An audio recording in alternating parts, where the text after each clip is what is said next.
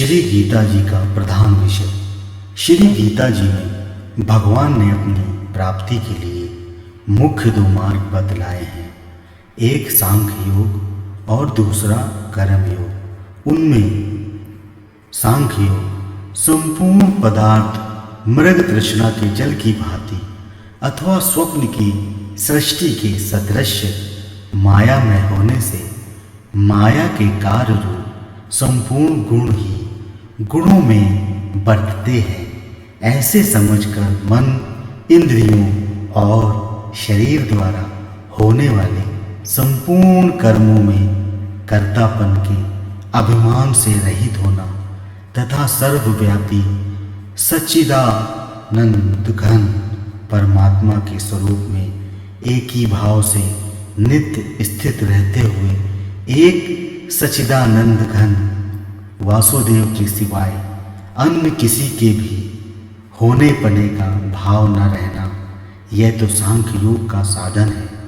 तथा सब कुछ भगवान का समझकर सिद्धि असिद्धि में समत्व भाव रखते हुए आसक्ति और फल की इच्छा का त्याग कर भगवद आज्ञानुसार केवल भगवान के लिए ही सब कर्मों का आचरण करना तथा श्रद्धा भक्ति पूर्वक मन, वाणी और शरीर से सब प्रकार भगवान के शरण होकर नाम, गुण और प्रभाव सहित उनके स्वरूप का निरंतर चिंतन करना, यह कर्म योग का साधन है। उक्त दोनों साधनों का परिणाम एक होने के कारण वे वास्तव में अभिन्न माने गए हैं, परंतु साधन काल में अधिकारी भेद से दोनों का भेद होने के कारण दोनों मार्ग भिन्न भिन्न बतलाए गए हैं। इसलिए एक पुरुष दोनों मार्गों द्वारा एक काल में नहीं चल सकता। जैसे श्री गंगा जी पर जाने के लिए दो मार्ग होते हुए भी एक मनुष्य दोनों मार्गों द्वारा एक काल में नहीं जा सकता। उक्त साधनों में कर्म योग का साधन संन्यास आश्रम में नहीं बन सकता, क्योंकि संन्यास आश्रम में कर्मों का स्वरूप से भी त्याग कहा गया है, और सांख्य योग का साधन सभी आश्रमों में बन सकता है। यदि कहो कि सांख्य योग को भगवान ने संन्यास के नाम से कहा है, इसलिए उसका संन्यास आश्रम में ही अधिकार है, गृहस्थ में नहीं, तो ये कहना ठीक नहीं है, क्योंकि दूसरे अध्याय में श्लोक 11 से 30 तक जो सांख्य निष्ठा का उपदेश किया गया है, उसके अनुसार भी भगवान ने जगह जगह अर्जुन को युद्ध करने की योग्यता दिखाई है। यदि गृहस्थ में सांख्य योग का अधिकार ही नहीं होता तो भगवान का इस प्रकार कहना कैसे बन सकता। हाँ, इतनी विशेषता अवश्य है कि सांख्य मार्ग का अधिकारी देहाभिमान से रहित होना चाहिए, क्योंकि जब तक शरीर में अहम भाव रहता है तब तक सांख्य योग का साधन भली प्रकार समझ में नहीं आता। इसी से भगवान ने सांख्य योग को कठिन बतलाया है। साधन में सुगम होने के कारण अर्जुन के प्रति जगह जगह कहा है कि तू निरंतर मेरा चिंतन करता हुआ कर्म योग का आचरण कर। अथ ध्यानम शांताकारम भुजग शयनम पदम नाभम सुरेशम विश्वाधारम गगन सदृशम मेघवर्णम शुभांगम लक्ष्मीकांतम कमल नयनम योगी भी धैर्य नगमयम वंदे विष्णु भव भय हरम सर्वलोके नाथम, अर्थात जिनकी आकृति अतिशय शांत है, जो शेषनाग की शैया पर शयन किए हुए हैं, जिनकी नाभि में कमल है, जो देवताओं के भी ईश्वर और संपूर्ण जगत के आधार है, जो आकाश के सदृश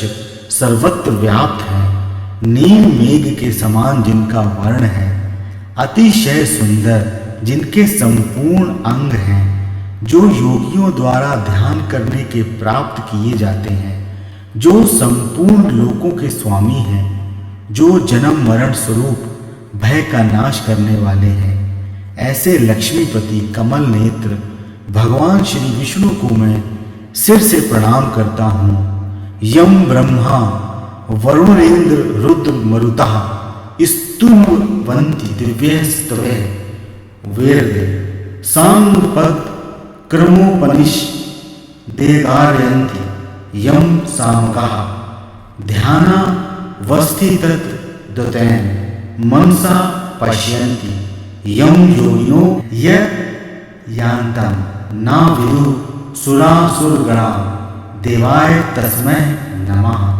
अर्थात ब्रह्मा वरुण इंद्र रुद्र और मरुदगण दिव्य स्त्रोतों द्वारा जिनकी स्तुति करते हैं, सामवेद के गाने वाले अंग पद क्रम और उपनिषदों के सहित वेदों द्वारा जिनका ज्ञान करते हैं, योगी जन ध्यान में स्थित तद्गत हुए मन से जिनका दर्शन करते हैं, देवता और असुरगण जिनके अंत को नहीं जानते, उन परम पुरुष नारायण देव के लिए मेरा नमस्कार है।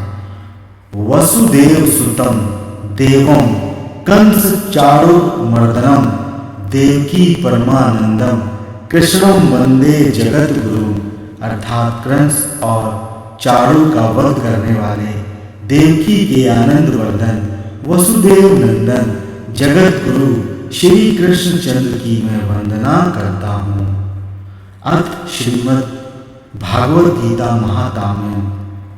गीता शास्त्रमिदं पुण्यम यः पठेत् प्रयतः पुमान् विष्णु पदं वापोन्नति भय शोकादिवर्जितः गीताध्ययनशीलस्य प्राणायाम परस्य च नैव सन्ति हि पापानि पूर्वजन्म कृतानि च। मलिनीमोचनं पुंसां जल स्नानं दिनः दिनः सक्रदीन्ताम्भसि स्नानं संसार मल नाशनम। गीता सुगीता कर्तव्या किमन्यः शास्त्र विस्तरः या स्वयं पदम नाभस्य मुख पद्मादिनी श्रुतः भारतामृत सर्वस्वं विष्णु वर्कता दिनी श्रुतम। गीतांगोदकम पीत्वा पुनर्जन्म न विद्यते सर्वोपनिषदो गावो दोग्धा गोपाल नंदनः पार्थो वत्स सुधी भोक्ता दुग्धम गीतामृतम महत्।